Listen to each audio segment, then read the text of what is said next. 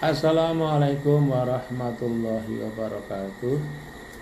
Alhamdulillahirabbil alamin. Wa bihi nasta'inu ala umuri dunya waddin. Asyhadu an la ilaha illallah wahdahu la syarikalah wa asyhadu anna Muhammadan abduhu wa rasuluh la nabiyya ba'dahu. Allahumma shalli wa sallim ala hadzal nabiyil karim wa ala alihi wa ashabihi al-mujahidin wa tahirin wa ala aqibadil muttaqin wa la udwana illa ala zalimin. Tapi ibu kadang warga semuanya, alhamdulillah alamin, bersyukur kehadirat Allah Subhanahu wa taala. Pada kesempatan kali ini kita masih diberikan nikmat dan juga waktu kesempatan oleh Allah Subhanahu wa taala. Ya, kita semua dapat berjumpa kembali dalam suasana penuh keberkahan, dan semoga kita senantiasa diberikan bimbingan hidayah dari Allah Subhanahu wa taala dalam menjalankan kewajiban dan tugas sehari-hari untuk kepentingan keluarga, untuk diri sendiri, untuk masyarakat, untuk bangsa dan negara. Amin ya rabbal alamin. Salawat dan salam semoga senantiasa terlimpah kepada junjungan kita Nabi besar Muhammad Sallallahu Alaihi Wasallam, Nabi dan utusan dari Allah Subhanahu Wa Taala kepada segenap manusia, Nabi akhir zaman, tapi beliau juga Sayyidul Anbiya wal Mursalin, memimpin para nabi dan utusan dari yang awal sampai yang akhir, ya. Dan beliau adalah juga satu-satunya nabi yang kelak diberikan izin oleh Allah untuk memberikan syafaat kepada umatnya. Semoga kita semua kelak termasuk orang-orang ataupun termasuk umatnya yang akan mendapatkan syafaatnya. Amin ya rabbal alamin. Baik, kata warga semuanya, pada kesempatan kali ini saya akan membahas, ya, kajian kita kali ini tentang sebuah hadis yang terkait dengan bagaimana kita menjaga diri, ya, bersikap warok, bersikap hati-hati untuk tidak terjumus kepada hal-hal yang diharamkan Allah Subhanahu wa taala. Nauzubillah tsumma nauzubillah. Ya, kita harus hati-hati agar jangan sampai kita terjerumus, kemudian kita justru akan menjadi pelaku ataupun orang yang mengerjakan hal-hal yang diharamkan Allah, dan itu tentu saja akan mengantarkan kita kepada murkanya Allah, kepada nerakanya Allah Subhanahu wa taala. Sekali lagi, nauzubillah min dzalik. Rujukannya adalah sebuah hadis dari Abu Abdullah An-Nu'man bin Bashir radhiyallahu anhu. Bahwasanya beliau mendengar Nabi sallallahu alaihi wasallam bersabda, ya, innal halala bayyinun wa innal harama bayyinun. Sesungguhnya hal yang haram telah jelas, dan hal yang halal telah jelas, dan juga hal yang haram juga telah jelas. Artinya apa? Ketentuan-ketentuan dari Allah Subhanahu wa taala ataupun dari Nabi kita Muhammad sallallahu alaihi wasallam tentang apa yang halal dimakan, ya toh, apa yang halal dikonsumsi, begitu kan, itu sudah jelas. Apa yang halal dilakukan juga sudah jelas. Misalnya kalau kita berhubungan badan dengan wanita lain, itu berarti kan dengan orang lain, lawan jenis yang lain, itu kan itu yang haram. Sedangkan kita katalah berhubungan badan dengan pasangan kita, itu kan sesuatu yang halal. Kita memakan riba itu haram. Kita memakan hasil dari perdagangan itu halal. Nah, kita berdagang itu halal, kita mempraktikkan riba itu haram, dan lain sebagainya. Kita memakan apapun, yaitu makanan-makanan yang disembelih, ya, kalau memang itu hewan-hewan yang memang boleh dikonsumsi, yaitu halal. Tapi walaupun itu hewan-hewan yang halal dikonsumsi, ya boleh kita konsumsi seperti katakanlah ayam, kambing, sapi dan lain sebagainya, tapi ketika mereka itu sebagai bangkai, ya berarti itu haram kita konsumsi dan lain sebagainya. Nah, hal-hal semacam itu sudah semuanya dijelaskan, diterangkan di Al-Quran ataupun di sunnah Nabi kita Muhammad, ya, yang kemudian dijelaskan, ditafsirkan oleh para ulama, ya, para sahabat, para ulama, yang akhirnya kemudian sampai kepada kita melalui para ulama juga, sehingga kita semuanya menjadi tahu mana yang halal, mana yang haram begitu. Nah, di antara yang halal dan haram itu, kata Nabi, itu ada perkara-perkara yang mustabihat, yang mengandung syubhat, ya, mengandung syubhat. Ini enggak jelas apakah ini haram ataukah ini halal begitu kan. Itu kan berarti perkara yang syubhat. Wa bainahuma umurun mustabihatun, ya. Dan di antara keduanya adalah ada perkara-perkara yang mengandung kesyubhatan, la ya'lamuhunna katsirun minan nas, kebanyakan manusia tidak mengetahui. Mungkin hanya sedikit orang yang tahu bahwa ini perkara syubhat. Hanya sedikit orang yang tahu, sehingga kebanyakan orang tidak tahu begitu kan. Orang banyak yang tahu yang mana yang halal, mana yang haram, tapi untuk yang mana yang syubhat itu hanya sedikit orang yang tahu begitu. Barang-barang yang syubhat. Nah, ini mungkin untuk mengetahui mana yang syubhat di antara sekian yang haram ataupun yang halal, yang ini kan tengah-tengah atau itu kita harus banyak banyak mengakses literasi, banyak mengkaji, banyak mungkin berguru, banyak mengaji, atau kepada orang-orang yang lebih tahu, para ulama, para guru, para kiai, para ustadz dan lain sebagainya. Mana tuh barang-barang yang syubhat begitu. Mungkin ya terkait dengan makanan, terkait dengan praktik muamalah sehari-hari dan sebagainya. Itu banyak sekali hal-hal yang kita mungkin berpikir ini apakah haram ataupun hal kita konsumsi, kita makan, kita kerjakan, kita masih jadi berpikir, bertanya-tanya begitu. Ini hukumnya bagaimana? Katakanlah misalnya kan dalam hal perbankan saja, ya, dalam hal perbankan misalnya kan untuk kalangan dari para ulama itu berbeda pendapat. Ada yang mengatakan haram atau kita bertransaksi lewat kita meminjam ataupun menjadi nasabah dari suatu lembaga perbankan. Itu ada yang mengatakan haram, ada yang mengatakan boleh, ada yang mengatakan makruh, ada yang mengatakan mubah, ya. Nah, untuk hal semacam itu juga kita juga harus berpikir dulu sebelum kita berkeputusan untuk bertransaksi ataupun menjadi nasabah dari suatu perbankan begitu. Tapi kemudian kan juga ada solusi, misalnya sekarang ada lembaga-lembaga perbankan yang berpedoman pada ketentuan-ketentuan agama Islam. Makanya kemudian ada bank syariah. Hampir semua bank sekarang itu ada divisi syariahnya begitu. Hampir semua lembaga perbankan di Indonesia ini barangkali untuk mengakomodasi atau orang-orang yang mungkin berpedoman pada pendapat ataupun pandangan yang lebih berhati-hati dalam hal dunia perbankan ini. Itu satu hal saja. Banyak hal yang lain, mungkin makanan, ya, mungkin minuman, ya, yang itu status hukumnya masih masih mengandung keraguan-keraguan, apakah ini haramkah ataukah itu halalkah dan lain sebagainya, ya. Nah, ini kebanyakan manusia tidak mengetahui. Maka inilah pentingnya kula panjenengan selalu menambah literasi dengan melakukan kajian, mendengarkan kajian dan lain sebagainya, ya.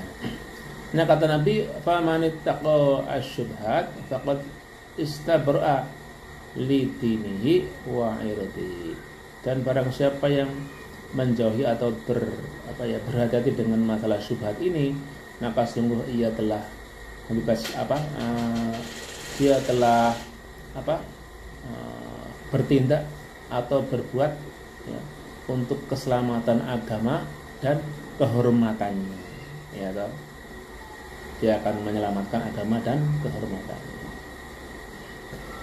Nah, itulah pentingnya ketika kita tahu wah ini syubhat, ya, terus kita daripada nanti malah saya terjerumus ke dalam sesuatu yang diharamkan, mending saya menjauhi, tidak mengerjakan kesyubhatan tadi. Ini orang-orang yang menjauhi syubhat gitu kan, barang yang halal sekalipun, tapi kalau itu mengandung satu hukum yang syubhat tadi itu, baik makanan, minuman dan lain sebagainya, ya mending katalah kalau kita mengacu kepada hadis ini, kita meninggalkannya, itu kita akan, kata Nabi, sudah menyelamatkan agama dan kehormatan kita.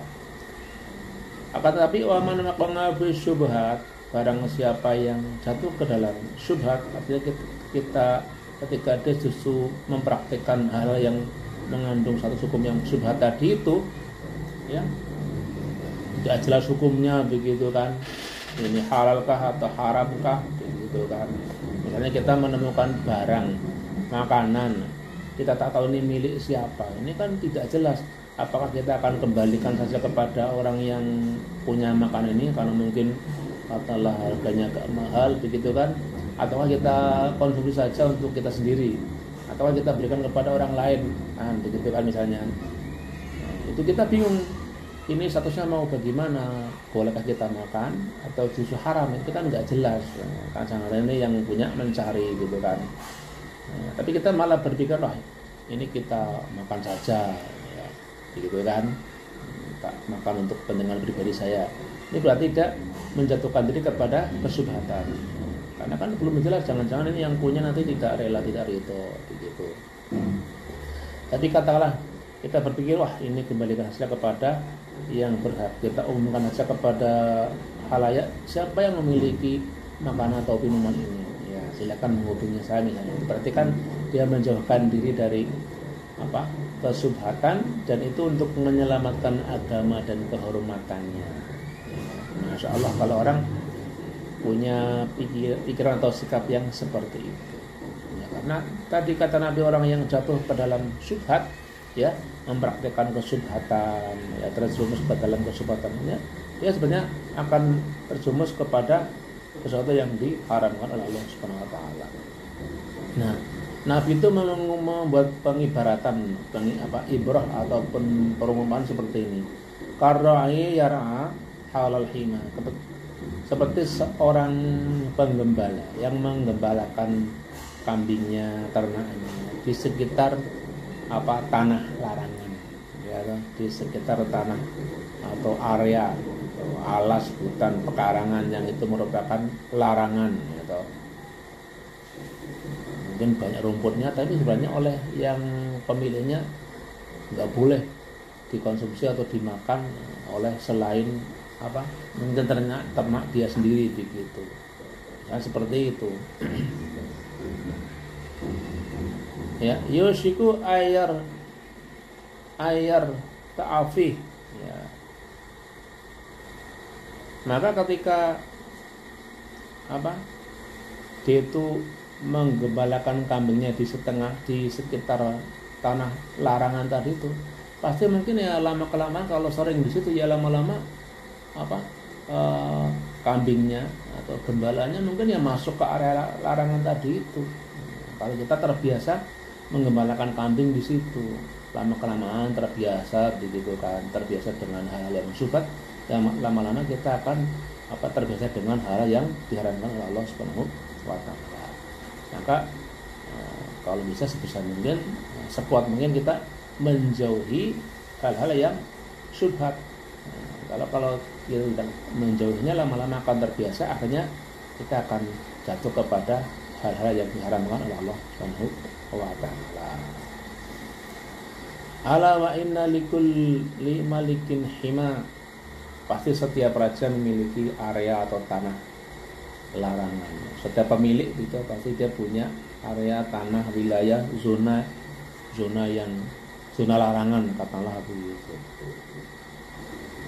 Ala wa inna himallahi maharimuhu.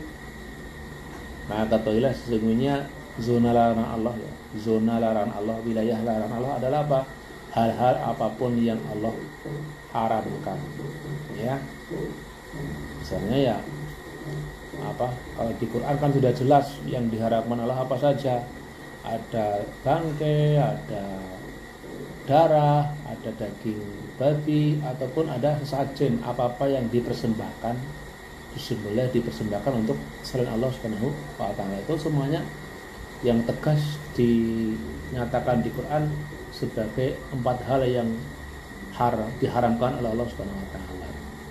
Sedangkan kalau di hadis, di sunnah, dalam praktek Nabi banyak sekali makanan, minuman, ataupun praktek sosial muamalah sehari-hari yang Nabi haramkan. Dan kita sebagiannya menjauhi apa-apa yang diharamkan oleh Nabi juga begitu kan. Jadi bukan semata-mata merujuk kepada Quran, tapi juga kepada hadis Nabi, sunnah Nabi, karena patokan kita adalah Al-Quran, kitabullah, dan juga sunnatu Rasulih, sunnah Rasulnya Allah SWT, ya. Baik itu perkataan Nabi, tindakan Nabi, ataupun mungkin diamnya Nabi dalam suatu praktik gitu kan, namanya takrir, ya. Nabi mendiamkan, ya, berarti itu Nabi membolehkan begitu. Ya. Terus ini mungkin terkait dengan apa? Karena ini apa yang kita konsumsi, apa yang kita makan, ya, apakah itu halal ataupun haramkah, ya, naudzubillah. Nah, kemudian ini terkait dengan nanti kondisi dari tubuh kita. Ketika input kita adalah hal-hal yang baik, maka nanti juga berpengaruh kepada jasad kita, dan nanti akan outputnya adalah perilaku atau amaliyah kita, ya. Sebaliknya kalau input kita, apa yang kita konsumsi, apa yang kita makan adalah hal yang tidak baik, yang haram, katakanlah, berpengaruh kepada jasad kita, kepada tubuh kita, fisik kita, kemudian nanti outputnya, perbuatan kita juga bisa kurang lebih sama dengan inputnya begitu. Jadi karena terbiasa mengkonsumsi barang-barang hal yang diharamkan begitu kan, artinya ada kecenderungan nanti tindak tanduknya, ya, amaliyahnya, pengejawantahannya melalui badan fisiknya nanti bisa jadi tidak jauh berbeda, yaitu hal yang mungkin mengandung kemaksiatan, ya, atau dosa kepada Allah Subhanahu wa taala. Nah, kata Nabi begini, maka ketahuilah wa inna fil jasadi mudghatun, dalam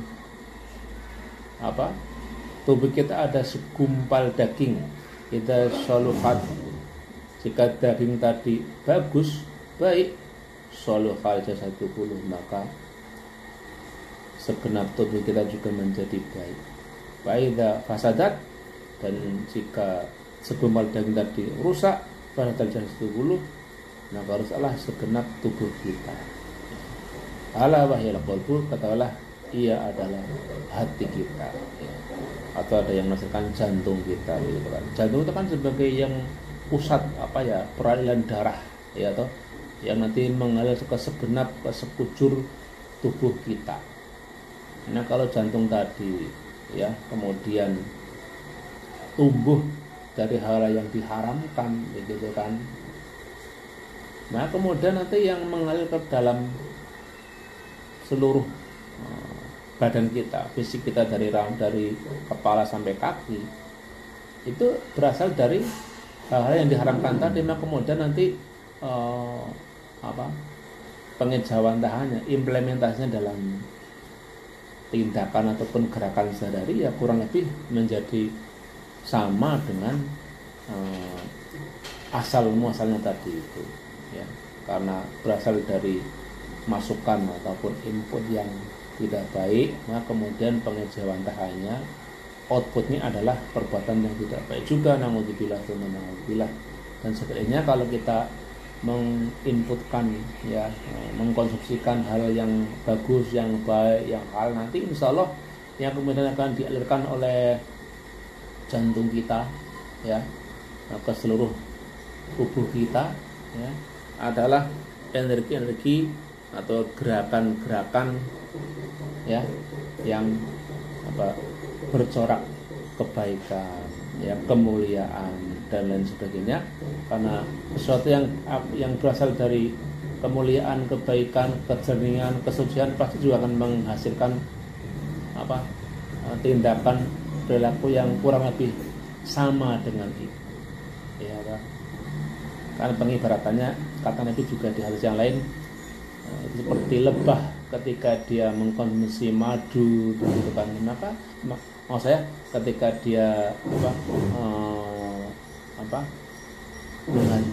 ketika dia mengunjungi bunga-bunga, begitu kan, untuk menghisap sarinya, nah kemudian yang akan dihasilkan adalah madu-madu yang manis. Dari hal yang manis, maka tumbuhnya hal yang manis juga, dan seterusnya dan seterusnya. Nah kemudian sebagai refleksinya, ketika kita mengkonsumsi hal-hal yang baik, makanan-makanan yang baik, minuman-minuman yang baik, yang suci, yang halal, maka insya Allah yang akan keluar dari tubuh kita adalah perilaku, tindakan, sikap yang baik dan mulia juga, yang karimah juga. Insya Allah. Demikian yang bisa kami sampaikan pada kesempatan semuanya. Semoga ada manfaatnya untuk pribadi saya, terutama dan untuk panjenengan. Usikum nafsi bitaqallah. Wassalamualaikum warahmatullahi wabarakatuh.